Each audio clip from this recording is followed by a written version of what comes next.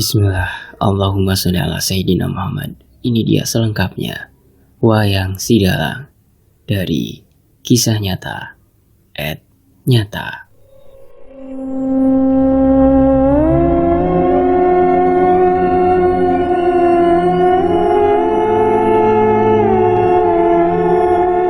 Pagi itu, aku berada pada titik terendah, tanpa dapat menemukan satu hal yang mungkin bisa kujadikan semangat dalam mengayomi sisa kehidupan. Impian yang sudah beberapa tahun kurancang terasa sia-sia, lebur, bersama dengan isak tangis yang sedari tadi tak dapat kubendung. Walau beberapa kali sanak saudara sudah mencoba menenangkan, tetap saja kaki ini seperti enggan untuk beranjak. Tanganku terus memeluk erat tubuh Mbah Wir yang sudah terbujur kaku, terbungkus kain putih itu. Aku sungguh tak dapat menerima kenyataan. Berulang kali teriakku pecah, meminta dirinya untuk bangun dan tak meninggalkan aku sendiri. Iya, cuma dia kebahagiaanku. Tepat aku mengadu dan berlindung pasca ayah dan ibu tewas kala kami berkendara beberapa tahun lalu. Mbah Wirlah sejatinya yang mau untuk merawatku, sekalipun darahnya tak mengalir di tubuh ini. Dia membesarkan, merawat aku layaknya cucu sendiri. Hal yang sama sekali tak kudapati dari sanak saudara kandung almarhum ayah maupun ibuku. Hentikan tangismu. Sudah waktunya kita mengantarkan beliau ke tempat peristirahatan barunya, ujar Pak Abdul, salah satu tetangga kami. Tabahkan dirimu, hiburnya kembali, sembari memapah tubuhku beranjak dari jasad Mbah Wir saat itu. Setibanya kami di pemakaman, kembali aku menangis kala melihat tubuh manusia yang paling aku sayangi kini sudah masuk ke dalam rumah barunya. Tanah terlihat mulai berhambur, menutup liang lahat tersebut hingga tertutup. Prosesi pemakaman pun telah usai dengan dirinya yang kini hanya ada di angan. Kenangan manis yang terlalu pahit untuk kuingat saat ini. Hampir menjelang sore, baru aku kembali pulang ke rumah. Beberapa tetangga masih ada di sana. Mereka berusaha menyemangatiku dan juga menawarkan bantuan untuk mengadakan tahlilan bagi Mbah Wir malam nanti. Namun, ketika aku sedang berbicara dengan beberapa warga tersebut, mataku tiba-tiba memicing menatap wayang yang tertempel di dinding rumah. Aku terdiam dan tidak menghiraukan warga yang menunggu konfirmasi dari ini. Ku tatap terus ke arah wayang itu, memastikan apa yang barusan kulihat mungkin hanya halusinasi semata, karena aku terlalu kehilangan sosok Mbah Wir saat ini. Namun lama mata ini memandang, wayang tersebut tetap terlihat bergerak, seperti ada orang yang sengaja menggoyangkannya. Aku tidak sedang berhalusinasi. Mbah Wir hadir di sana. Dia melakukan aktivitas rutin, yaitu membersihkan sendiri wayang yang tertempel di dinding. Malah apa yang kulihat benar-benar seperti apa yang dilakukan beliau dulu. Mbah, ucapku sembari memandangi Mbah Wir yang masih sibuk membersihkan wayang tersebut. Panggilan itu terdengar. Dia menoleh ke arahku dengan ekspresi datar. Kudapati wajah Mbah Wir pucat. Belum lagi perawakan tubuhnya terlihat lebih kurus dan kering. Jaga wayangku, titipnya dengan suara parau. Dan kala Mbah Wir tampak ingin melanjutkan omongannya, sesuatu yang mengerikan terjadi. Dari belakang dirinya, beberapa tangan hitam penuh dengan bulu dan kuku-kuku panjang muncul dan langsung mencengkram bagian badan serta lehernya. Aku tersentak kaget melihat tubuh Mbah Wir terbelit oleh beberapa tangan yang entah dari mana asalnya. "Bah!" teriakku berlari ke arahnya. Di saat jarak kami hanya beberapa sentimeter saja, aku menyadari tangan-tangan itu bersumber dari punggung beliau sendiri. Seketika itu langkahku mundur. Mbah Wir tertawa. Tangan itu pun sudah tak lagi mencengkeram dirinya dan seketika hilang. Bahwir mengambil wayang itu. Dirinya memainkan benda itu sembari bersenandung kejawen layaknya seorang dalang. Dan selang beberapa menit hal itu dia lakukan. Kini dirinya berjalan ke arahku. Wayang itu menari, mengikuti pergerakan tangan sang dalang. Begitu juga dengan irama kejawen yang tidak berhenti dia nyanyikan. Gerakannya semakin cepat dengan intonasi bahasa yang juga kian cepat. Sujud jengkeng menembah kanggo wong kang ngetokake sunar. Dosa amung layangan saka uruting kedadean kang lumaku. Tak. Dirinya menempelkan wayang itu di tubuhku yang sekaligus menutupi pandanganku. Kala itu aku wariskan wayang itu padamu, ucapnya sembari menggenggam tanganku dan mengarahkannya untuk memegangi wayang tersebut. Tanganku gemetar. Aku merasakan wayang itu sangat berat, yang membuat aku seakan tidak mampu untuk menggenggamnya. Dan benar, wayang itu terjatuh dari tanganku. Mataku terbelalak, keringat deras mengucur di sekujur tubuh. Setan! Teriakku mendapati sosok Bahwir kini telah berubah menjadi Mas, ucap Pak Abdul memanggil. Aku tersentak kembali sadar dalam lamunan. Kamu kenapa, Mas?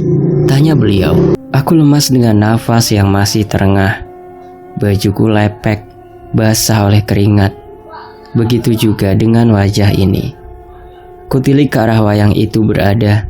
Benda itu masih terpajang rapi di sana. Bulu kuduku pun seketika bergidik. Ada perasaan takut kala kutilik wayang itu. Nggak apa-apa, jawabku singkat, mencoba menenangkan diri.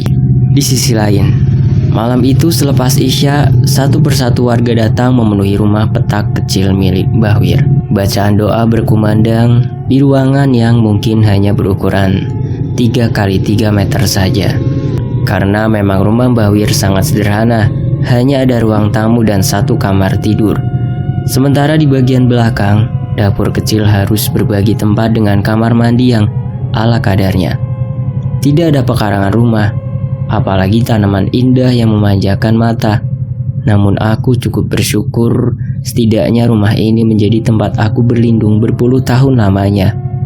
Singkat kisah, hari pertama tahlilan diadakan, semua berjalan lancar. Jam sudah menunjukkan 8:30 malam. Satu persatu warga pun pamit izin pulang meninggalkan aku sendiri di sana.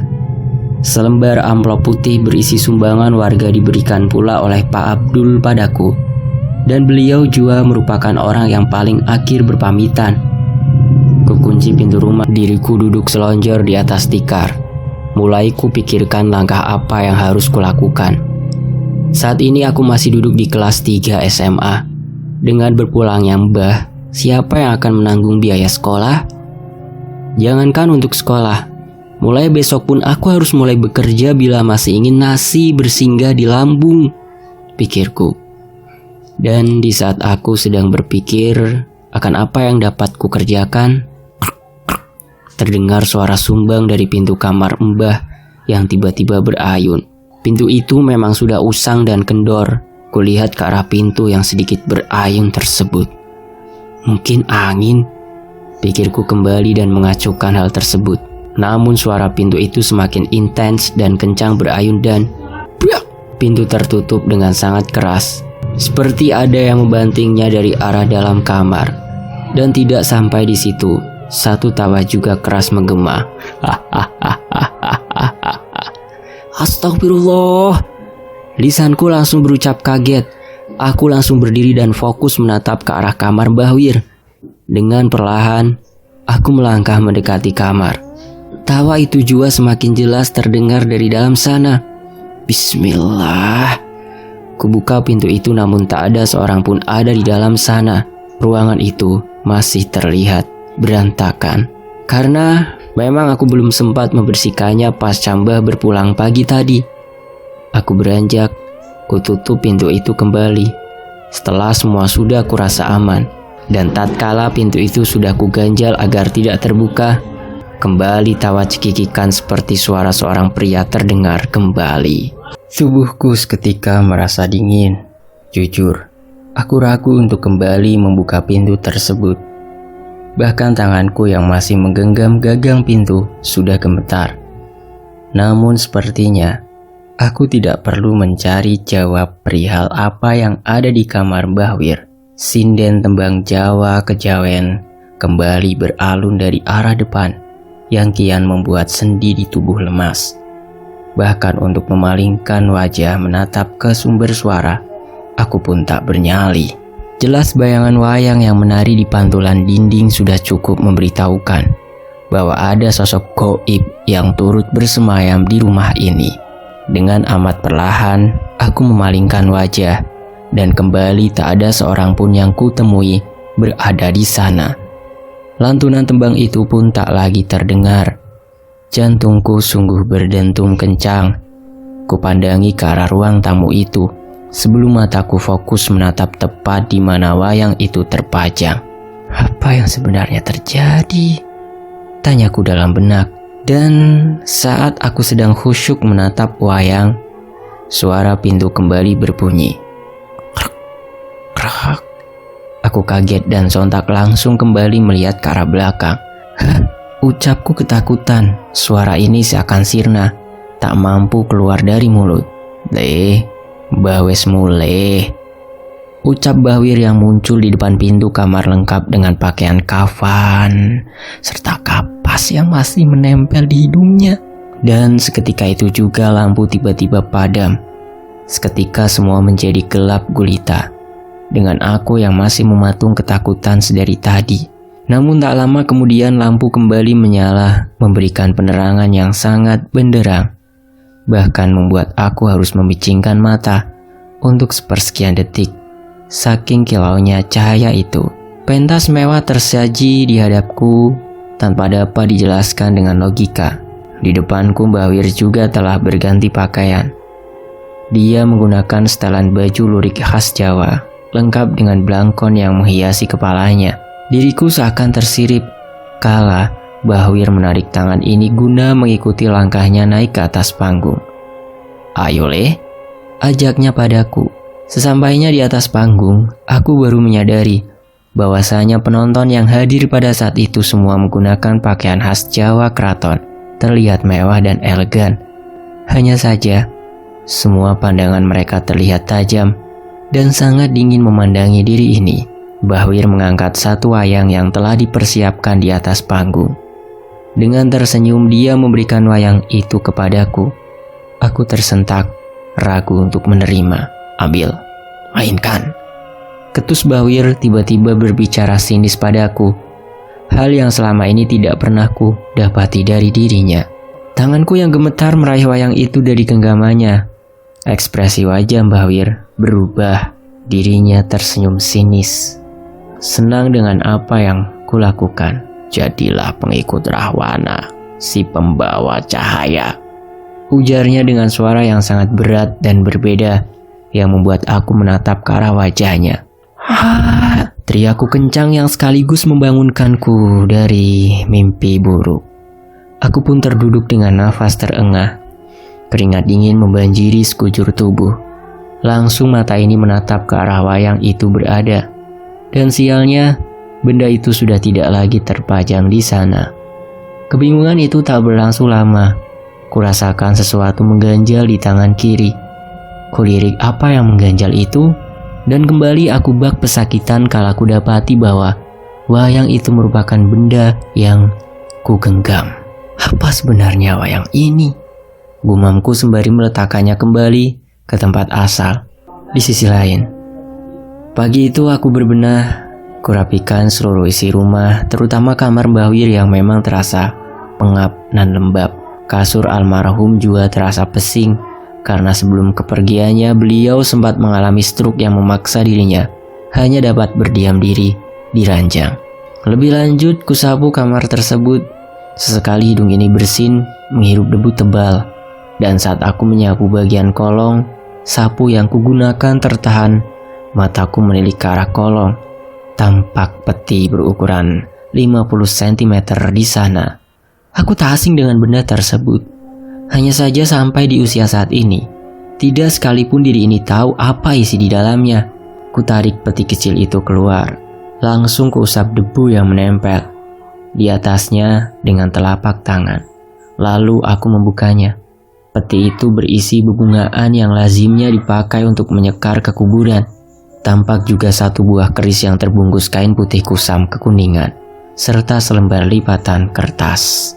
Diriku kembali bingung dan memikirkan untuk apa Mbah Wir meletakkan benda-benda tersebut.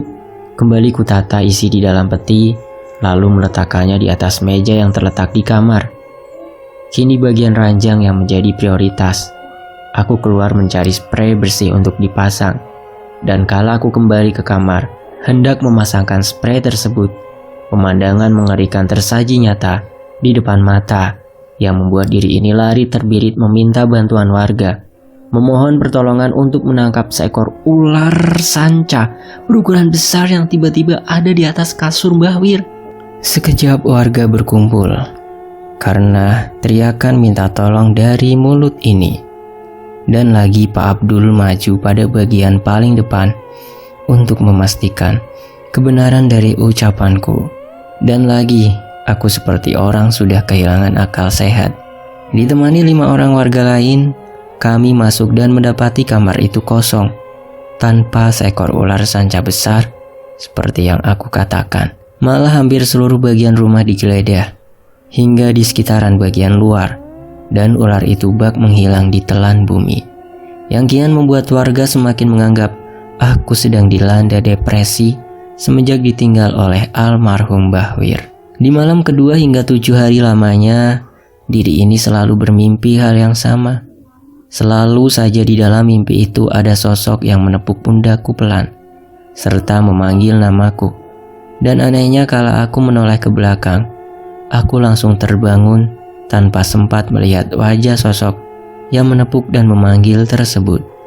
Beberapa hari berlalu, keanehan terus terjadi. Walau sudah tidak se ekstrim 1 hingga 3 hari pasca berpulangnya Mbah Wir, namun tetap saja suara tawa, wayang bergerak dan mimpi aneh itu selalu hadir di setiap harinya. Untungnya aku sudah mulai terbiasa dengan gangguan kecil tersebut. Dan setelah 40 harian Mbah Wir, perlahan semuanya menghilang. Hanya saja masalah baru kini timbul menyapa hidupku. Masalah itu bernama ekonomi. Aku yang notabene-nya masih duduk di kelas 3 SMA, bingung harus mencari uang di mana. Terlebih dulu aku juga tak mengetahui apa yang dilakukan oleh Mbah Wir untuk memberikan aku makan serta menyekolahkan diri ini. Tidak ada seorang pun yang mengetahui dari mana Mbah Wir mendapatkan uang. Yang aku pahami, beliau selalu mengurung diri di setiap bulan pada malam tertentu. Dan pada saat itu, Mbah Wir juga membawa masuk wayang kesayangannya ke dalam kamarnya, di mana keesokan harinya, dia pasti akan memberikan aku uang untuk membeli kebutuhan harian kami, serta untuk keperluan biaya sekolahku. Kupandangi amplop pemberian Pak Abdul dahulu. Kuhitung kembali uang yang tersisa, tak lebih dari 50.000 lagi. Gumamku mulai stres memikirkan kehidupan selanjutnya. Saat itu aku juga sudah memutuskan untuk berhenti dari sekolah, karena bulan ini pun sejatinya aku belum membayar iuran. Mungkin besok aku akan mulai menawarkan jasa menjadi pekerja serabutan. Sudahlah, mungkin memang sudah jalan hidup yang harus kulalui. Memikirkan ini semua hanya membuat kepala ini semakin pusing. Kutarik selimut yang menutupi kaki hingga menutup seluruh bagian tubuh dan tok tok. Panggil seseorang di malam buta tersebut. Mataku terbuka sepet saking lelahnya diri ini. Entah kenapa Mbah Wir kembali datang setelah beberapa hari lamanya gangguan horor itu tidak pernah terjadi. Duite neng kotak yole, ujarnya padaku. Aku tidak mengerti apa maksud dari perkataan tersebut. Mungkin pula karena diri ini sudah sangat lelah dan terlalu banyak beban pikiran, membuat aku susah membedakan apakah itu nyata atau hanya halusinasi saja. Di pagi harinya, aku terbangun dan langsung teringat akan kejadian semalam. Langsung kuambil peti yang mungkin dimaksud oleh Mbah Wir. Kubuka peti itu dan benar saja, 3 lembar uang 50.000 ada di dalamnya. Ada perasaan heran, karena aku meyakini tidak ada uang tersimpan kala aku melihatnya dulu. Mungkin Bahwir datang untuk menolongku, pikirku positif. Kembali aku mengecek peti itu. Isinya masih sama, seperti kala pertama kali aku membongkarnya. Namun ada keanehan pada kembang yang ada di dalamnya. Kembang itu tetap segar dan tidak terlihat layu. Lebih lanjut aku meraih selembar kertas yang terlipat di dalamnya. Tampak gores tulisan tinta hitam memenuhi halaman kertas itu. Dahiku mengkerut membaca tulisan tersebut. Suket Kolonjono. Ucapku sembari khusyuk lanjut membaca. Aku belum sepenuhnya memahami karena tulisannya menggunakan bahasa Kejawen. Namun inti dari ajian tersebut untuk membuka mata batin dalam melihat alam gaib. Terus yang menjadi pertanyaan, untuk apa Mbah Wir dulu mempelajari ajian tersebut? Di sisi lain, pagi ini sebaiknya aku mulai mencari pekerjaan, menawarkan jasa untuk mulai menghasilkan uang, dan melupakan sejenak akan kejadian ganjil yang terus terjadi. Kususun kembali barang tersebut, lalu melangkahkan kaki ini menyusuri jalanan dusun Mukti Asih. Sesekali aku menyapa tetangga, sekaligus berbasa-basi meminta pekerjaan serabutan yang mungkin bisa kukerjakan. Namun hampir jam 12 siang bahkan langkah ini sudah menyambangi 3 dusun berbeda. Tetap tidak ada seorang pun yang memberikan aku pekerjaan. Matahari kian terik bersinar. Terasa panas membakar kulit. Sejenak aku berteduh sedikit merenggangkan kaki. Sedikit lagi aku sampai di pasar. Mungkin di sana aku bisa mendapatkan kerja. Mohonku. Kukipas diri ini dengan kibasan tanganku. Keringat bercucur. Diriku sudah sangat lelah serta kehausan. Dan tiba-tiba tepat di depan mataku kini tersaji 1 gelas es kelapa yang disodorkan oleh seseorang. Aku menatap ke arah orang yang menyodorkan es kelapa tersebut. Minumlah, ujarnya kala mata kami beradu pandang. Kudapati seorang pria parubaya yang entah siapa ada di hadapanku. Enggak pak, tolakku sungkan, sembari mengangkat tangan menandakan tidak. Aku memang tidak pernah mau menerima pemberian dari orang yang tak kukenal. Karena begitulah hal yang kerap diajari Mbah Wir padaku dulu. Kau membutuhkannya. Minumlah, aku tak ingin cucu Mbah Wir tewas hanya karena kehausan. Omongnya kembali yang sontak membuat aku tercengang. Bapak kenal si Mbah? Tanyaku. Ambil, ucapnya kembali sembari menyodorkan gelas tersebut. Tanganku meraih gelas itu. Jangankan Mbah Wir, apa yang mengganggumu belakangan ini pun aku tahu. Jelas sosok itu yang seketika membuat aku tersedak. Maksudnya? Tanyaku kembali. Malam nanti akan ada acara di balai dusun ini. Aku akan tampil membawakan pentas wayang. Datanglah, mungkin aku bisa membantu. Ucapnya kembali. Perkenalkan, aku Joyo Sukmono. Atau kau bisa menyebut aku dengan panggilan Ki Joyo. Katanya sembari tersenyum tipis. Aku terdiam, kuanggukan kepala. Dan saat itu tenggorokan terasa sangat kering. Aku kembali meminum es pemberiannya. Hanya sekejap saja. Kala usai aku menghilangkan dahaga, sosok tersebut pun sirna seketika. Begitu juga gelas yang kupegang, malah berubah menjadi buah kelapa utuh. Diriku merinding hebat. Segera aku bangkit menjauh dari pohon tersebut dan bergegas menuju pasar. Sudahlah, lupakan. Gumamku terus-menerus mencoba menenangkan diri. Tak lama berselang aku pun tiba di Pasar Jaya Mandiri. Pasar terbesar di Kabupaten Mangunkusumo. Tidak salah-salah aku memilih menuju tempat ini. Baru sebentar saja diri ini ada di sana, kerjaan malah datang dengan sendiri. Mas, tolong dibawa, pinta seorang wanita yang mungkin menganggap diri ini seorang kuli panggung. Namun tak apalah, setidaknya 3.000 rupiah uang pertama dari hasil keringatku bersumber dari dirinya. Hari menjelang petang dan sungguh sangat berpihak padaku. Tak sekalipun aku menawarkan diri. Pelanggan silih berganti meminta pertolongan yang membuat tulang punggung ini sedikit remuk. Sekitar jam 7 malam, aku menghentikan aktivitas. Malah diri ini menolak permintaan beberapa orang yang memohon membawakan barang belanjaan ataupun dagangan mereka. Mulai kuhitung penghasilan hari itu, 93.000. Alhamdulillah. Lisanku bersyukur atas segala karunia Sang Pencipta.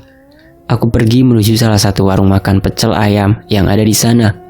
Kuisi perut yang sudah merontas dari pagi.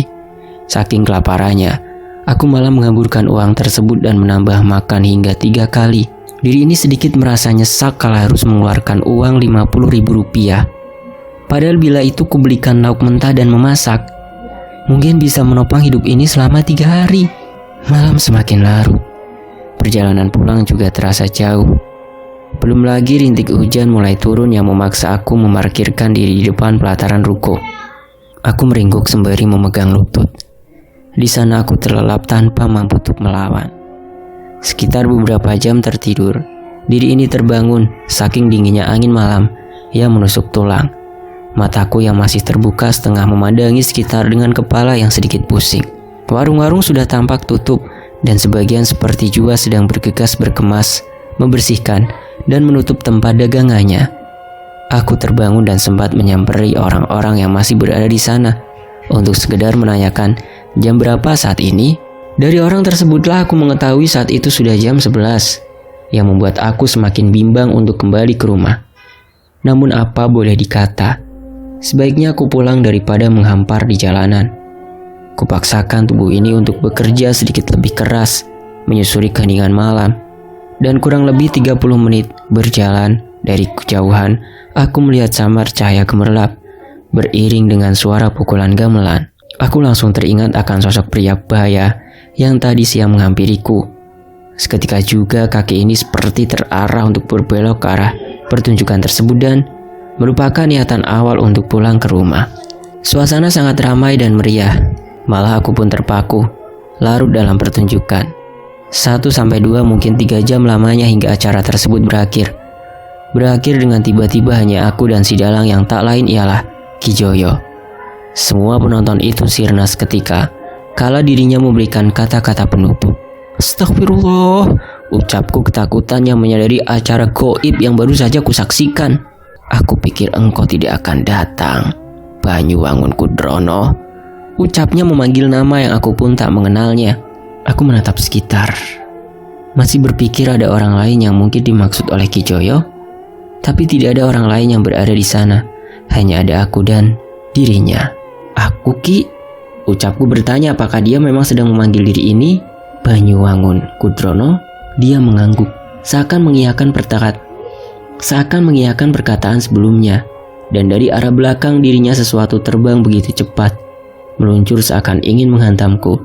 Spontan aku terjatuh sembari kedua tangan menutupi arah kepala.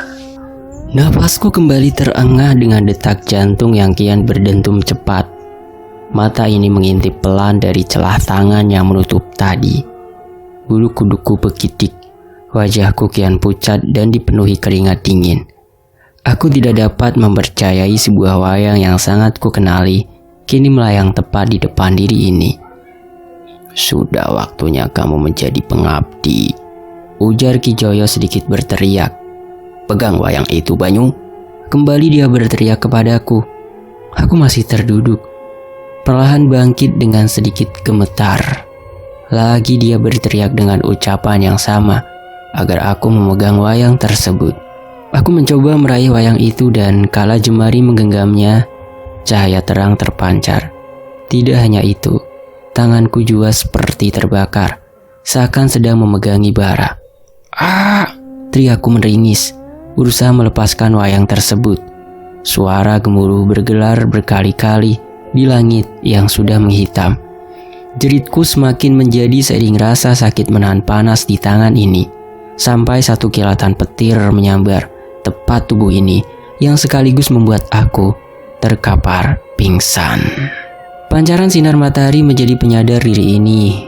Pagi itu, aku terbangun di atas hamparan ilalang, jauh dengan peristiwa semalam, di mana aku merasa berada di tengah alun-alun kota yang sedang menyelenggarakan pentas meriah. Selain itu, kondisi baju yang kukenakan juga terlihat carut-marut dengan beberapa bekas gosong yang kemungkinan besar bersumber dari petir yang kemarin malam menyambar diri ini. Tanganku pun masih terasa perih, dan entah satu kebetulan bekas sambaran tersebut membuat memar berbentuk wayang yang menghiasi pergelangan tangan kanan ini. Ini bukan lagi halusinasi, ucapku dalam hati. Semuanya benar terjadi, sedang mengusik kehidupan, seakan menuntun aku masuk ke dalam takdir di depan sana. Singkat kisah, dengan tertatih aku akhirnya tiba di rumah. Aku sudah tidak dapat lagi mendeskripsikan kondisi tubuh yang teramat lelah ini. Ingin ku segera beristirahat, namun aku sadar masih ada hal yang perlu diselesaikan. Diriku pun langsung masuk dan mengambil wayang yang terpajang itu, di mana kemudian kamar Mbah Wir menjadi tujuan selanjutnya. Sesampainya di kamar, aku membuka peti milik Mbah Wir. Aku seakan khilaf mata, di mana kala itu aku melakukan ritual yang biasa dilakukan beliau dulu untuk membersihkan wayang tersebut.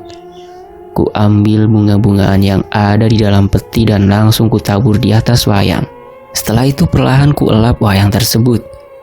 Ada hal unik terjadi kala aku melakukan ritual yang dulu sering dilakukan Mbah Wir. Satu kekuatan goib seakan merasuki tubuh ini, di mana tanpa aku sadari mulut ini seketika bernyanyi dengan menggunakan bahasa Jawa Kromo. Aku sudah mencoba untuk menahan, namun mulutku terus bersenandung melantunkan syair yang tak ku ketahui maknanya, dan buntut dari senandung tersebut ialah kemunculan satu persatu makhluk astral dengan perawakan mengerikan. Ada sekitar 8 sosok astral berperawakan manusia hadir di alam kamar tersebut. Penampilan mereka sungguh membuat aku bergidik hebat. Tubuh mereka tak terlapis kulit. Bau amis kental tercium. Aku dapat melihat jelas tubuh mereka membusuk. Dan yang paling mengerikan ialah riak wajah marah penuh dendam yang mereka perlihatkan padaku. "Bebaskan kami," bentak salah satu dari demit tersebut berkata ketus kepada diri ini. Dan entah kenapa pula setelah mereka tiba hadir kala itu, mulutku pun berhenti bersenandung. Berganti suara gemertak gigi saling beradu. Tubuhku gemetar melihat mereka mulai menyeringai seakan siap mencabik diriku. Siapa kalian? Pergi," kataku terbata, sembari mengibaskan wayang yang kupegang ke arah sosok demit tersebut. Dan kala hal itu aku lakukan, sekumpulan sosok mengerikan seakan terhisap masuk ke dalam wayang. Mataku tercengang menyadari kesaktian wayang tersebut. Bahkan saking aku terkesima, jari ini spontan mulai mengelus pelan setiap bagian wayang. "Dari mana sebenarnya kamu berasal?" ucapku penuh dengan pertanyaan, sembari terus menatapi wayang tersebut dan tap, sepasang tangan merangkul tangan kanan yang sedari tadi menggenggam wayang tersebut. Aku kaget dan melepaskan jemari dari penyangga wayang tersebut. Wayang itu masih berdiri kokoh oleh kedua tangan yang tadi membuat aku terkejut. Kembali aku berucap terbata, Siapa kamu?" Sosok itu menurunkan wayang yang dipegangnya. Kudapati seorang wanita cantik, bahkan sangat cantik nan ayu yang entah bagaimana ceritanya berada di sana. Aku terkesima menatap dirinya, bahkan rasa takutku pun raib. "Salam kenal Mas Banyu, aku Ayu Nigroni Asih. Aku pelayanmu mulai detik ini," jelasnya memperkenalkan diri. "Pelayan?" ucapku. Dirinya tak menjawab, malah dia mendekatkan diri hingga wajah kami mungkin hanya berjarak 5 cm saja. Aku mencium bau tubuhnya yang sangat wangi. Belum lagi hembusan nafasnya beraromakan min yang membuat diri ini merasakan kesejukan. Tangannya meremas rambutku dan kini dia menciumi bibir ini yang membuat aku seperti kesetanan akibat bangkitnya nafsu binatangku sebagai seorang lelaki. Mataku terpejam menikmati sentuhan dirinya. Bahkan tangan ini terbawa suasana larut memeluk tubuhnya. Sembari mulut kami masih terus bercumbu, hingga kurasakan tubuh itu mengecil. Serta bau wangi tiba-tiba berganti amis yang sangat menyengat hidung. Aku buka mata menatap ke arah wanita tersebut. Ah! Teriakku spontan. Aku terkaget dan langsung menghempaskan seekor ular sanca besar yang sedari tadi aku cumbui. Bergegas aku bangkit melihat kembali ke arah ular tersebut. Namun dengan sekejap, ular itu hilang. Atau mungkin bersembunyi. Segera aku keluar kamar untuk mengambil tongkat atau apapun yang bisa menjaga diri ini. Bisa jadi ular itu sudah masuk ke dalam kolong atau bersembunyi di belakang lemari. Aku menuju ke pintu depan rumah, berniat mengambil sapu dan sial, kenapa jantung ini seakan tak berhenti mendapatkan kejutan. Sosok Kijoyo sudah berdiri di depan pintu rumah. "Apa kabarmu, Nak Banyu?" ucapnya sembari menatap diri ini dengan sinis. "Ki," balasku tak mempercayai akan kehadirannya tersebut. Tua bangka itu sungguh sangat mengesalkan. Belum rasanya aku mengizinkan dia masuk. Tangannya langsung menyingkap diri ini, guna memberikan jalan bagi dirinya masuk ke dalam. "Di mana wayang itu?" tanyanya tanpa berbasa-basi, sembari memandangi isi dalam rumah. Dan kembali dia menanyakan hal konyol yang membuat diriku semakin ketakutan. Aku enggan menjawab pertanyaannya tersebut. Yang membuat kami lama saling bertatap mata. Suasana sempat hening ketika itu, sebelum Kijoyo kembali melontarkan pertanyaan. "Bau tubuhmu sangat anyir. Jangan bilang ular betina itu sudah engkau kauli?" tanyanya sembari tertawa terbahak. Wajahku memerah karena malu. Ada rasa kesal di dalam jiwa ini. "Tanpa mengurangi rasa hormat, silahkan pergi dari rumah ini," ketusku. Kini diriku mengusir dirinya, karena jujur aku sudah sangat jengkel akan kehadirannya. Namun Kijoyo malah semakin terbahak. "Dasar bocah ingusan. Seharusnya kamu menjamu diriku, orang yang akan mengantarkanmu pada kejayaan," ujarnya kembali. "Aku tak butuh bantuanmu. Pergi segera sebelum aku berbuat kasar padamu," bentakku kali ini. Pandangan Kijoyo berubah. Raut amarah terpampang dari wajahnya. "Kamu akan menyesal mengatakan itu padaku," katanya sembari kembali mendorong tubuh ini. Kijoyo pun pergi, dan hanya sekian detik kala aku ingin melihat kepergiannya serta menutup pintu, hal mistis kembali terjadi. Dirinya hilang dengan seketika. Aku tak lagi menjumpai dirinya di luar rumah. Selang pertemuan terakhirku dengan Kijoyo kala itu membuat semua terasa berat. Seminggu lamanya berlalu, hampir setiap hari aku rutin bangun pagi untuk mengais rezeki di pasar. Namun tak ada Rp1 pun yang berhasil kudapatkan. Seminggu lamanya pula tak seorang pun menggunakan jasaku untuk membawa barang para pedagang maupun pembeli. Hal itu akhirnya memaksa aku untuk meminjam uang yang ada di dalam peti milik Mbah Wir. Hanya saja, aku harus berlapang dada. Sama seperti dulu, uang itu muncul dengan tiba-tiba. Saat ini pun aku harus menerima kenyataan.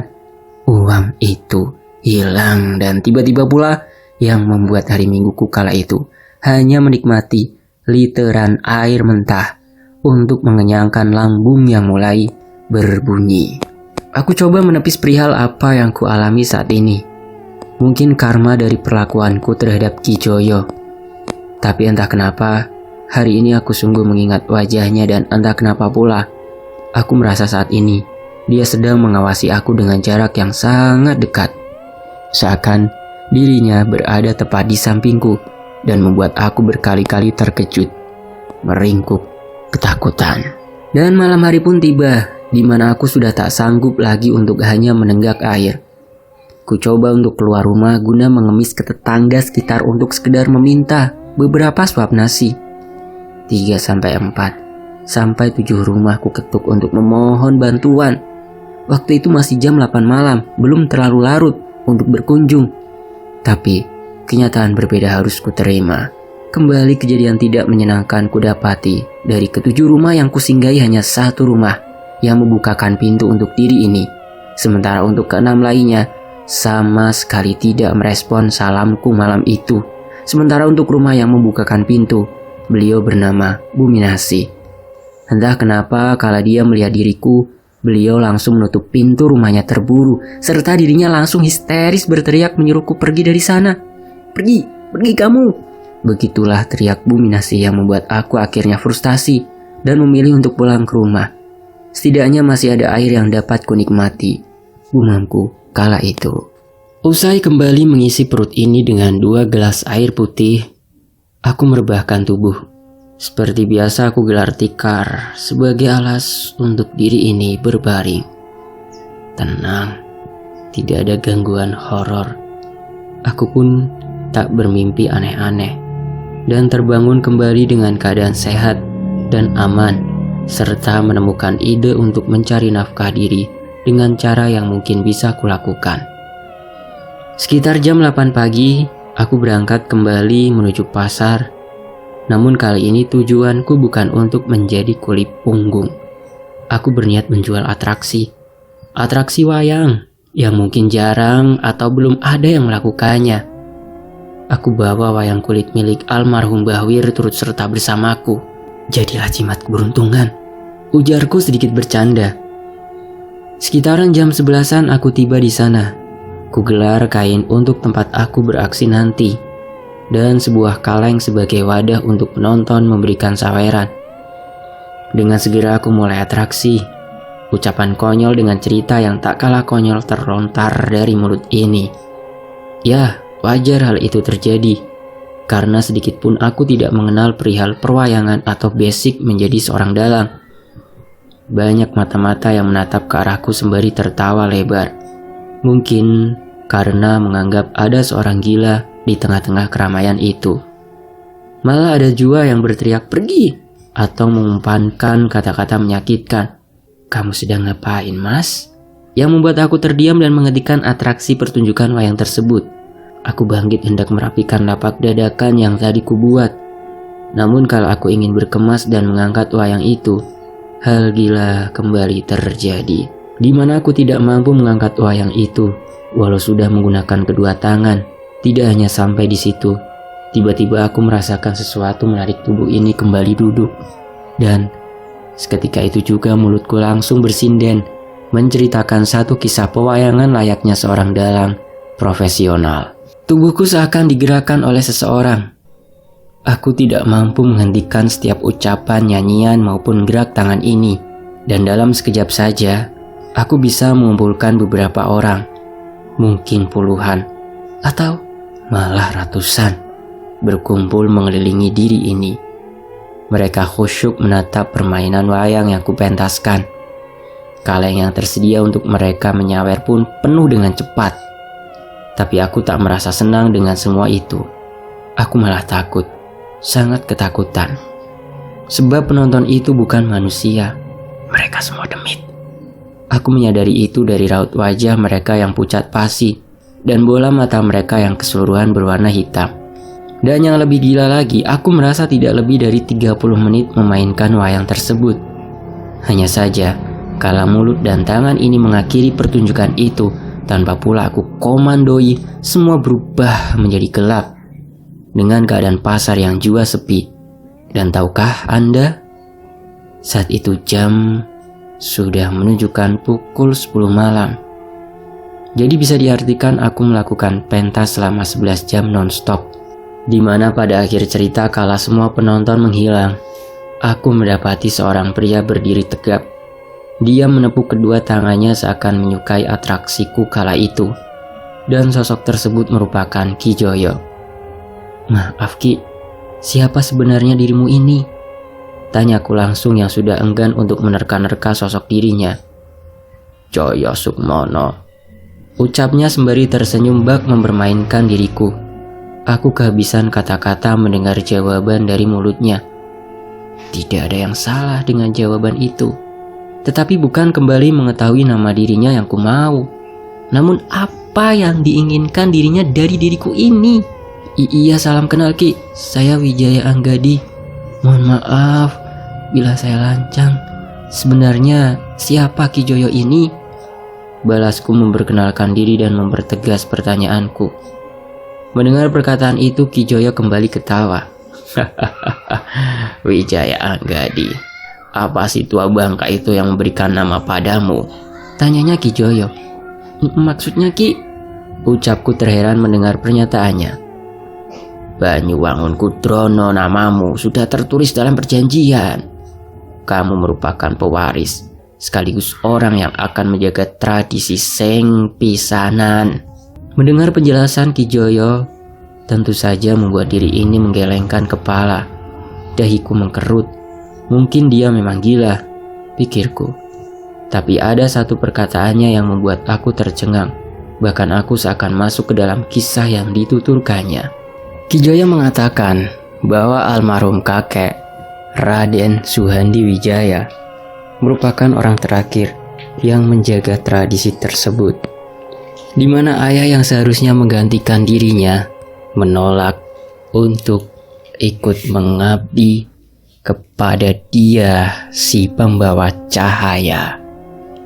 Dan entah bagaimana bermula awal cerita yang hanya ku dengar dari mulut Ki Joyo itu, kini berganti kilas peristiwa layaknya siaran di televisi, di mana tiba-tiba mataku dapat melihat seluruh detail aib keluarga ini. Dengan kata lain, tradisi wayang ini sudah turun-temurun dijalani oleh keluargaku terdahulu, dan wayang ini juga yang memberikan kekayaan sehingga keluargaku terdahulu ini bisa hidup dengan bergelimpangan harta. Namun semua tentunya tidak gratis. Ada nyawa yang harus dipersembahkan pada setiap tahunnya. Selain itu, perjanjian pun tak bisa diakhiri dengan sepihak. Atau dengan kata lainnya, akan ada generasi pengganti yang mewarisi di mana si wayang sendiri yang akan memilih siapa yang layak menjadi tuan barunya. Dan aku juga bisa melihat kelahiranku disambut dengan sukacita, serta Banyuwangun Kudrono merupakan nama yang disematkan oleh almarhum kakekku. Dialah sosok yang memberikan nama tersebut.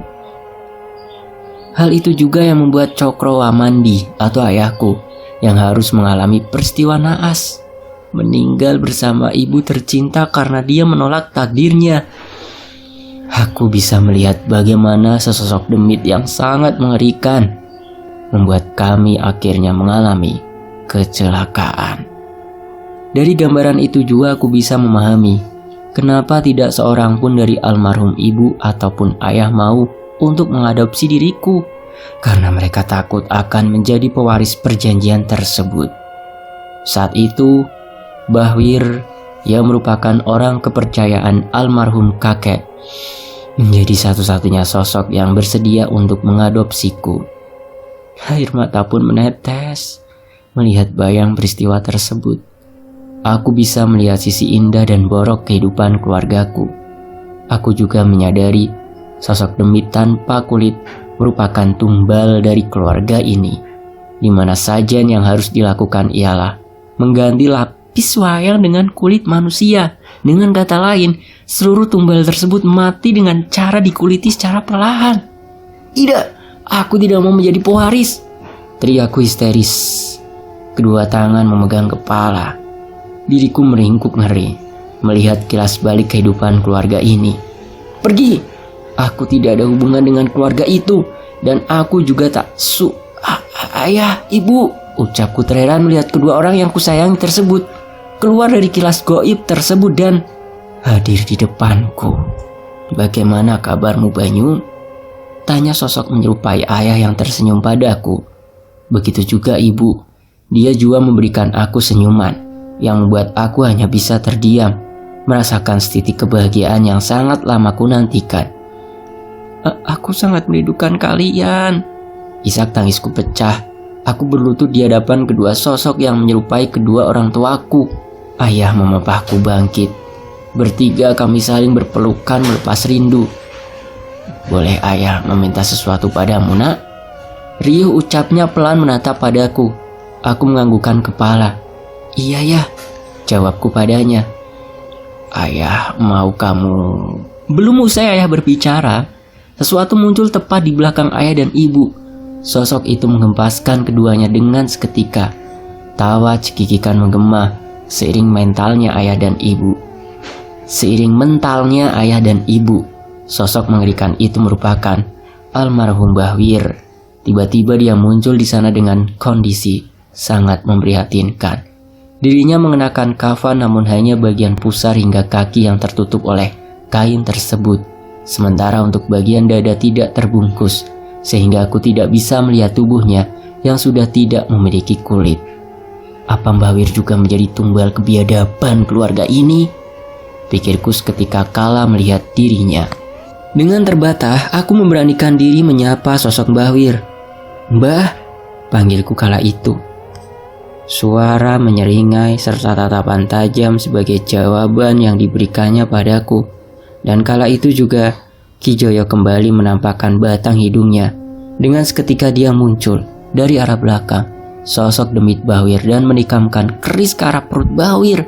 Asap tebal seketika muncul seiring menghilangnya Bahwir. "Ada yang menginginkan kebangkitan. Kamu harus terus waspada, Banyu. Tua bangka itu menginginkan memanfaatkan dirimu agar dirinya bisa hidup kembali," ucap Ki Joyo menjelaskan padaku. Apa maksudmu, Ki? Tidak mungkin Bahwir melakukan hal sekeji itu," balasku tidak menerima perkataan ketus yang diucapkan pria tua itu. Banyu, kau masih ingusan. Ada baiknya mulutmu mulai diajarkan sopan santun. Jangan hanya karena dia membesarkanmu membuat otakmu menjadi buta. Semua terserah padamu. Aku pun tak mengharapkan seorang idiot sepertimu untuk mengakhiri semua ini, ujar Ki Joyo menjelaskan detail padaku. "Pulanglah, nikmati penghasilanmu hari ini. Nanti aku akan memberitahukan apa yang harus kamu lakukan. Itu pun bila kamu masih bisa menelaah mana yang terbaik bagi hidupmu. Atau bila kau memang tidak mau, maka siapkan dirimu untuk menjadi tumbal manusia biadab yang kau panggil Mbah Wir itu." Tawa menggelegar keluar dari mulut Ki Joyo sesudah dia mengatakan hal tersebut. Aku beranjak dengan penuh kebimbangan. Apakah aku bisa mempercayai orang yang sama sekali tidak ku ketahui asal-usulnya? Namun bagaimana bila yang dikatakan olehnya benar adanya? Malam itu, sesaat sebelum kami berpisah, Ki Joyo memberikan satu buah gelang berwarna putih. Dia berpesan agar benda itu selalu kubawa kemanapun diri ini pergi. Satu penutup pembicaraan kami kala itu sungguh membuat aku bergidik. 30 hari, kamu harus bertahan. Karena mulai dari detik ini sampai 30 hari lamanya, Bahwir akan mulai melakukan ritual tukar jiwa. Gumamnya mengakhiri pembicaraan pada malam itu. Tak kugubris ucapan dirinya dan langsung pergi dari sana. Namun selalu sosoknya begitu misterius, penuh dengan hal horor. Beberapa langkah aku beranjak dan saat aku menoleh kembali, Ki Joyo kembali menghilang bak di telan bumi. Dok, dok, dok. Nasi goreng. Riuh suara tukang nasi goreng akhirnya menjadi alarm alami menyadarkan diri ini. Kepalaku masih kelingan sembari mengingat kejadian semalam, di mana pada jam 5 pagi barulah aku tiba di rumah. Tubuhku sungguh kelelahan dan tak berselang lama aku pun terlelap tanpa terlebih dahulu membersihkan diri ini. Sudah jam setengah 10 malam. Lebih 12 jam aku tertidur berarti. Gumamku tak mempercayai hal tersebut. Kamar mandi menjadi destinasi utama yang kusambangi. Kubersihkan diri yang sudah berbau bangkai. Malah aku pun merasa mual mencium aroma busuk dari tubuhku sendiri. Di tengah aku sedang menggosok sekujur badan, kembali diri ini merasakan seseorang seperti sedang menyabuni bagian punggung. Aku langsung menoleh ke belakang.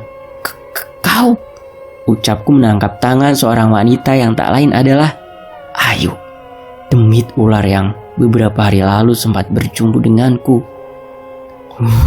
Dirinya meniup wajahku. Seketika itu rasa takut dan jijik pada dirinya sirna. Aku seperti terlupa akan sosok aslinya dan memposisikan dirinya sebagai seorang wanita seutuhnya. "Biar aku bantu membersihkan dirimu, Tuan," pintanya padaku. Aku hanya terdiam, bahkan dapat dikatakan menikmati apa yang dilakukan olehnya padaku yang bugil ini. Sampai hal yang sangat diinginkan oleh seorang pria yang belum pernah merasakan nikmatnya bercinta terjadi. Ayu mulai memegang bagian vital yang membuat aku bergidik nikmat. Perlahan dia mengelus dan menurunkan kepalanya menuju area sensitif tersebut. Namun belum jual nikmat itu terjadi, aku harus menelan ludah dan berteriak sejadinya. Tepat di saat Ayu mulai mengarahkan kepalanya turun ke bawah, saat itu juga sosok mengerikan almarhum Bawir hadir mengganggu, yang sontak membuat aku berlari terbirit keluar dari kamar mandi dengan keadaan tubuh masih bersabun. Kuelap tubuh ini dengan kain yang ada dan langsung kukenakan baju. Aku beranjak keluar dari rumah dengan nafas terengah. "Sial," teriakku sejadinya, yang mulai kesal dengan segala rentet kejadian horor yang tak kunjung usai itu. Lama aku berdiam diri di luar rumah karena takut sosok Bawir akan kembali menampakkan diri, hingga aku teringat akan jimat pemberian Ki Joyo. Aku meletakkannya di pakaian yang tadi kukenakan. Ku beranikan diri, aku kembali masuk ke dalam rumah dengan sedikit berlari dan langsung merogoh saku celana tersebut. Benda itu masih ada di sana, dan saat aku memegang benda itu, seperti apa yang telah kuduga, sosok Bawir benar kembali menampakkan diri, yang membuat tubuhku gemetar sejadinya.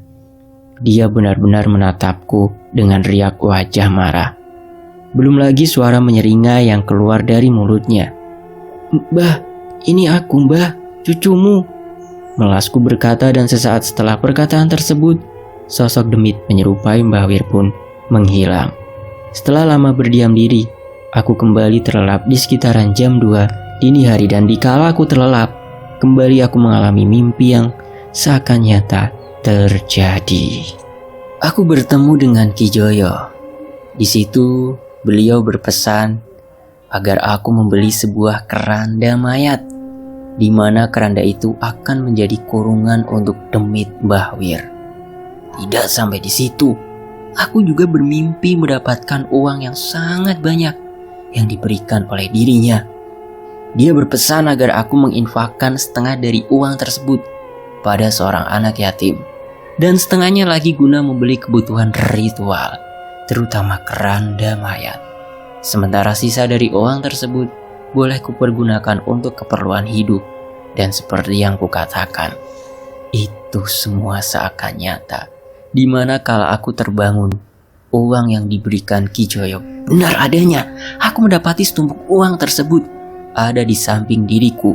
Batinku menolak, tapi otak mengatakan aku harus mempercayai Ki Joyo, di mana akhirnya aku lebih mengutamakan isi kepala dibanding apa yang hatiku katakan. Pagi itu aku pergi ke pasar untuk membeli sebuah keranda mayat serta beberapa media ritual seperti kembang, kain hitam, dan lain sebagainya. Usai membeli perlengkapan tersebut, aku sempat mampir di salah satu warung makan mewah. Di sana kembali kuisi amunisi agar perut tak lagi menggilas air. Karena memang hampir 2 hari lamanya aku tidak makan sedikit pun. Selama aku bersantai siang, kupikirkan juga pada siapa aku hibahkan setengah dari uang ini. Dan pilihanku jatuh kepada anak yatim bernama Kiani, yang juga warga dusun di tempat aku berada. Adzan asar berkumandang. Kurasa damai mendengarnya. Mata ini fokus mengarah masjid yang ada di seberang, tempat di mana suara itu berasal. Sudah lama juga aku tak menunaikan sholat, pikirku dalam jiwa. Namun kemarin aku hampir berbuat maksiat dengan iblis wanita itu. Dan belum juga aku melakukan mandi wajib. Maghrib nanti aku akan menunaikan sholat, janjiku pada diri sendiri. Setelah semua usai, aku kembali ke rumah. Kutata semua belanjaan itu dan akhirnya hanya tinggal satu tugas tersisa. Aku harus cepat sebelum maghrib tiba, karena tadi aku sudah berjanji. Aku berjalan sedikit berlari menuju rumah Bu Iem. Beliau merupakan ibunda Kiani. Tak lama berselang aku tiba di sana. Dengan sedikit berbasa-basi, akhirnya aku berikan uang itu sesuai dengan apa yang diperintahkan Ki Joyo. "Terima kasih." Dua kata yang berulang kali Bu Iem ucapkan kepadaku atas pemberian uang senilai 2 juta rupiah tersebut. Dia bahkan tak sedikit pun merasa aneh atau mempertanyakan untuk apa uang itu diberikan padanya atau dari mana aku mendapatkan uang sebanyak itu. Aku pun tak mau mengambil pusing dan menganggap itu memang titipan Allah untuknya melalui perantara diri ini. Tak lama aku berkunjung ke sana dan akhirnya aku berpamit pulang. Kusalami mereka dan "Astagfirullah," lisanku spontan mengucap. Aku langsung memalingkan pandangan. "Saya permisi ya Bu," ujarku yang langsung meninggalkan rumah itu. Langkahku cepat beranjak dan kala aku sudah beberapa meter pergi dari sana, aku kembali menoleh ke arah mereka yang masih menatapku dengan senyum kebahagiaan. Aku benar-benar takut, bukan karena Bu Iem atau Kiani, tapi sosok pocong berperawakan Bahwir yang hadir tepat di belakang mereka berdua. Ku genggam arah jimat yang diberikan Ki Joyo. Kenapa benda ini tidak berarti dan Bahwir masih saja menampakkan diri? Tanyaku dalam hati. Saat perjalanan pulang tersebut, aku merasa seperti orang linglung. Mataku riuh melirik sekitar. Aku takut Bahwir akan kembali menampakkan diri kembali. Bahkan beberapa kali panggilan warga yang menyapa bertanya keheranan karena tingkahku yang benar-benar sangat mencurigakan. Awan mulai menggelap, maghrib pun tiba. Aku kembali terlena dan melupakan niatan untuk sholat. Malah aku tertidur dan kembali terbangun di larut malam. Dan kembali, aku bermimpi Ki Joyo hadir. Dia memberitahu apa yang harus kulakukan dengan media ritual yang tadi pagi ku beli. Dan sesuai dengan arahan itu pula, aku mulai melakukan ritual yang sebenarnya tak kutujukan dari ritual tersebut. Kuseret keranda besi, meletakkannya di dalam kamar Bahwir. Lebih lanjut, keranda itu kututup dengan kain perca berwarna hitam. Kutabur bunga kuburan di atas keranda tersebut, di mana kemudian siraman air bunga mawar menjadi ritual selanjutnya. Aku beranjak keluar lalu menggembok kamar itu. Kutaburkan juga garam batu tepat di depan pintu, sesuai dengan arahan Ki Joyo di dalam mimpi tadi. Dan yang kemudian terjadi ialah suara erangan keras dari dalam kamar itu. Ada bising, goncangan pula yang terdengar, seakan seseorang sedang terperangkap dalam keranda mayat. Kembali tanganku memasukkan kunci gembok, hendak membuka pintu dan melihat apa yang sebenarnya terjadi. Namun satu bisikan terngiang di arah kuping kananku. "Sudah, biarkan itu tetap tertutup," ucap seorang wanita yang membuat aku tersentak kaget dan memalingkan wajah ke arah suara. Kembali dia menghembuskan angin segar dari mulutnya. Sosok itu ialah Ayu. Lagi dan lagi dia datang menghampiri diri ini. Dan kembali pula aku seperti terhipnotis dan sangat merindukan dirinya. Namun malam itu dia tidak beringas dan menggagahi aku seperti dua pertemuan kami sebelumnya. Dia menarik tangan ini untuk meraih wayang yang tertempel di dinding. "Mas Banyu, boleh Ayu minta kamu memainkan satu kisah wayang yang ada di sini?" pinta dirinya sembari memberikan secari kertas yang entah dari mana diambil oleh dirinya. Aku langsung menganggukkan kepala. Ku ambil wayang itu serta kertas yang dia sodorkan. Ku baca kisah di dalamnya. Sepintas inti dari tulisan itu mengisahkan seorang pria yang mengabdi kepada dewa dan mempersembahkan seorang manusia sebagai bukti kesetiaan dirinya. Ajaib rasanya. Hanya dengan sekilas membaca, tulisan itu pun seperti tertempel di dalam otak. Aku duduk dan mulai menggenggam wayang. Tap! Lampu mati berganti sorot kecil yang hanya mengarah padaku. Suara gamelan pelan terdengar. Aku bak tampil di atas panggung. Kulirik kanan dan kiri. Ada pemain musik tradisional yang siap pada posisi mereka masing-masing. Kini aku menoleh ke belakang. Kulihat Ayu duduk dengan anggun pada posisi menekuk kakinya. Dia berbaris bersama penonton lain menunggu diri ini memulai pertunjukan. Dan dari beberapa penonton itu, ada seseorang yang berdiri. Iya, dia Ki Joyo yang turut juga hadir. Aku tak merasa aneh. Tidak pula ada rasa takut, seakan memang semua sudah sesuai rencana. Tak juga otak ini terbesit heran, mempertanyakan kenapa aku bisa berada di atas panggung. Malah aku mulai tersenyum, sembari membungkukkan badan, memberikan penghormatan kepada mereka yang menyaksikan. Jiwa penengah terkaku ngaturake bondo. Sumadyo dadi abdi nglotosi cahyo. Tak tak tak tak tak. Mulutku sangat atam melantunkan syair sesat. Begitu juga tangan ini yang lincah membuat wayang itu menari sempurna. Belum lagi perpaduan gamelan serta erangan meronta yang sepertinya bersumber dari kamar Mbah Wir semakin cepat membuat kisah yang kuceritakan hidup mempesona. Astagfirullahaladzim, kelam sekali kisah ini teman-teman. Lanjut. Aku terus melakoni hal itu, menjadi dalang handal yang ingin memanjakan penontonnya. Decak dentum gamelan kian membuat aku semakin semangat. Apalagi cerita memasuki tahap akhir, di mana seserahan akan diberikan dan trot. Cipratan merah tiba-tiba terpecik deras ke arah wajah ini. Suara erangan meronta yang tadi seperti suara lelaki kini berganti rintih minta tolong dari dalam kamar. Suara itu seperti suara seorang anak-anak dan aku merasa sangat mengenali suara itu. Seketika aku seperti tersadar, perasaan takut menghampiri di sekujur tubuh. Ampun, tolong ampun. Jerit suara itu kesakitan meminta tolong. Tanganku terhenti. Aku menoleh ke arah pintu kamar Mbah Wir. Kiani. Ucapku terbata. Pertunjukan usai. Baik penonton maupun pemain orkestra hilang seketika dan hanya meninggalkan Ayu yang masih duduk serta Ki Joyo yang berdiri. Mataku sinis menatap mereka. Apa yang telah kalian lakukan? Teriakku keras sembari melempar wayang tersebut ke arah Ayu. Tawa keduanya menggelegar. Seiring hilangnya mereka dari sana, aku segera beranjak membuka pintu kamar Mbah Wir, memastikan apakah Kiani ada di dalam sana. Kudapati keranda itu bergetar seakan ingin membuka tutupnya. Aku menarik perlahan kain hitam yang membungkus keranda tersebut guna mengetahui siapa sosok yang terperangkap di dalam sana. Mataku terbelalak melihat pocong Mbah Wir yang ada di dalam sana.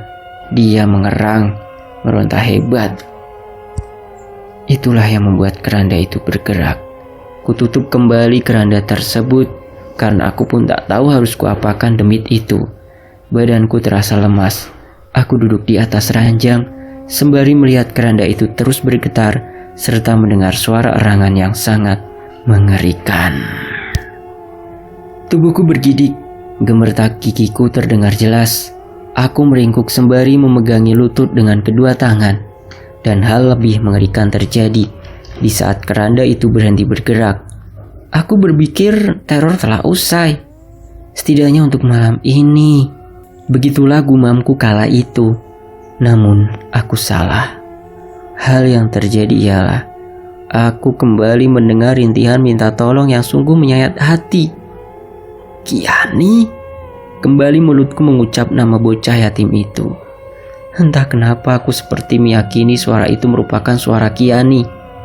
Dengan sisa keberanian yang ada, kembali kusingkap perlahan kain hitam yang menutupi keranda tersebut. Dan aku menjerit keras. Darah seakan turun dengan drastis yang langsung membuat aku berlutut lemas. Aku tak dapat menahan rasa iba, rasa bersalah serta takut ketika kedua mataku melihat isi di dalam keranda tidak lagi pocong Mbah Wir, melainkan sosok bocah wanita itu. Iya, dia adalah Kiani, bocah yang kuberikan uang pagi tadi. Astagfirullah, wajahnya memelas memandangi diriku. Tersiratkan rasa sakit yang teramat sangat. Dirinya tergeletak di dalam keranda dengan kondisi tubuh tidak memiliki kulit. Aku bisa melihat daging tubuhnya yang berwarna merah berlumur darah. "Kak, apa salahku? Ampuni Kiani," ucapnya dalam rintih yang membuat aku terkulai lemas dan pingsan. Keesokan paginya, aku terbangun. Keranda itu tak lagi bergerak. Aku yang sempat memastikan kembali isi di dalamnya sedikit merasa lega. Karena baik Mbah Wir maupun Kiani tak lagi menjadi penghuni keranda itu.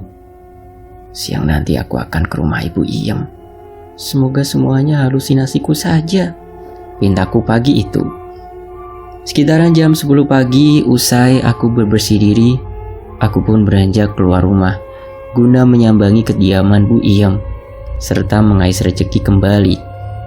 Tapi ada yang sangat menarik, di mana warga silih berganti bertanya kemana diriku pergi selama seminggu ini. "Hah? Seminggu?" Ucapku terbata, keheranan dengan perkataan mereka. Aku pun hanya bisa tersenyum tipis dan merangkai karangan bebas untuk menjawab pertanyaan tersebut. Tak sampai di situ, setibanya di rumah Bu Iem, keadaan terlihat sepi. Tak ada seorang pun yang ada di sana. Aku sempat menunggu beberapa menit, duduk di depan teras rumah, hingga seorang tetangga datang menghampiri. Beliau adalah Pak Kadri, tetangga pas sebelah rumah Bu Iem. Dan kembali aku harus menelan ludah serta tersentak hebat kala beliau mengatakan bahwa seminggu lalu, tepat di hari aku memberikan uang tersebut, Kiani wafat tiba-tiba. Dari informasi rumah sakit dirinya terkena serangan jantung. Cukup aneh, anak kecil begitu ada riwayat jantung? Jelas Pak Kadri melanjutkan ceritanya. "Terus untuk Bu Iem kemana Pak?" tanyaku. Wajah Pak Kadri kembali muram. Dia terdiam cukup lama sebelum satu tarikan nafas panjang dilakukannya. 3 hari yang lalu, Bu Iem tewas ditabrak truk, Nak, jawabnya lesu. Selang berpulangnya Kiani, Bu Iem sepertinya tidak dapat mengikhlaskan. Dirinya seperti terkena gangguan kejiwaan, selalu meronta, berteriak setan lah atau apalah. Dan selalu di malam hari, Ibu Iem itu pergi dengan bertelanjang diri, meminta tolong bahwa ada yang mau membunuh dan mengambil kulit Kiani. Jelas Pak Kadri kembali yang membuatku lututku seketika lemas. Hingga puncaknya, malam 3 hari lalu, Bu Iem kembali berulah. Dia lari ke jalan raya sebelum satu truk kontainer akhirnya. "Terima kasih ya Pak," potongku mengakhiri pembicaraan kala itu. Aku sudah tak sanggup lagi mendengar kisah sedih mengenai Bu Iem dan anaknya Kiani. "Maaf Bu, maaf Dek, maafkan aku," ucapku terus menerus sembari berjalan dengan pikiran yang amat kosong. Aku sangat merasa bersalah. Aku telah membunuh Kiani. Aku mempersembahkan dirinya. Maaf, maaf, maaf. Kembali lisan ini berkata di dalam hati dan tidin, suara klakson menggelegar. Entahlah, aku tak peduli apa yang mendekati diri ini. Hanya satu yang saat ini kuinginkan. Mati. Hanya itu pintaku. Dan brak. Bersambung. Nantikan kelanjutannya hanya di Fakta Sejarah. Terima kasih untuk akun Twitter @nyata. Kali ini kisahnya sangat-sangat kelam dan alurnya sungguh mengesankan. Terima kasih untuk Nyata. Dan tentunya makasih banget untuk teman-teman di sini. Semoga bisa mengambil kisah di balik kelamnya kisah yang saya bacakan ini. Dan saya pamit. Wassalamualaikum warahmatullahi wabarakatuh. Alhamdulillahirobbilalamin.